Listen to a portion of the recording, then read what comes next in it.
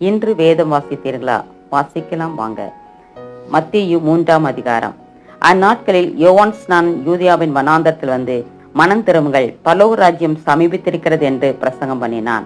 கர்த்தருக்கு வழியை ஆயத்தப்படுத்துங்கள், அவருக்கு பாதைகளை செவை பண்ணுங்கள் என்று வனாந்தரத்திலே கூப்பிடுள்ள சத்தம் உண்டென்று ஏசாயா தீர்க்கதரிசியினால் சொல்லப்பட்டவன் இவனே.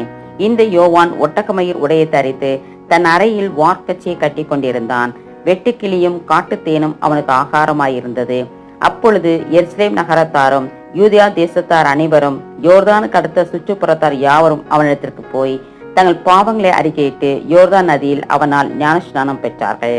பரிசேயரிலும் சதுசேயரிலும் அநேகர் தன்னிடத்தில் ஞானஸ்நானம் பெறும்படி வருகிறதை அவன் கண்டு, விரியன் பாம்பு குட்டிகளே, வரும் கோபத்துக்கு தப்பித்துக் கொள்ள உங்களுக்கு வகை காட்டினவன் யார்?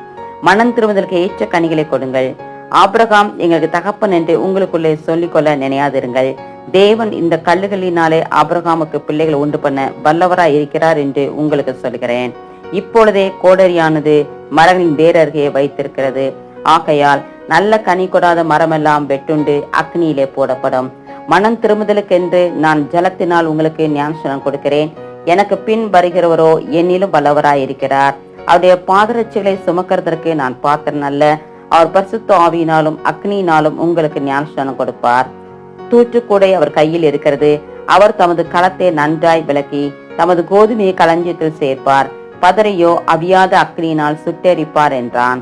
அப்பொழுது யோவானால் ஞானஸ்நானம் பெறுவதற்கு இயேசு கலிலேயா விட்டு யோர்தானுக்கு அருகே அவனிடத்தில் வந்தார். யோவான் அவருக்கு தடை செய்து, நான் உம்மாலே ஞானஸ்நானம் பெற வேண்டியதாய் இருக்க நீர் எண்ணத்தில் வரலாமா என்றான். இயேசு அவனுக்கு பிரயுத்தரமாக, இப்பொழுது இடங்கொடு, இப்படி எல்லா நீதியையும் நிறைவேற்றுவது நமக்கு ஏற்றதாய் இருக்கிறது என்றார். அப்பொழுது அவருக்கு இடம் கொடுத்தான். இயேசு ஞானஸ்நானம் பெற்று ஜலத்திலிருந்து கரையேறின உடனே இதோ வானம் அவருக்கு திறக்கப்பட்டது. தேவ ஆவி புறாவை போல இறங்கி தமிழ் வருகிறதை கண்டார். அன்றியும் வானத்திலிருந்து ஒரு சத்தம் உண்டாகி, இவர் என்னுடைய நேசகுமாரன், இவரில் பிரியமாயிருக்கிறேன் என்று உரைத்தது.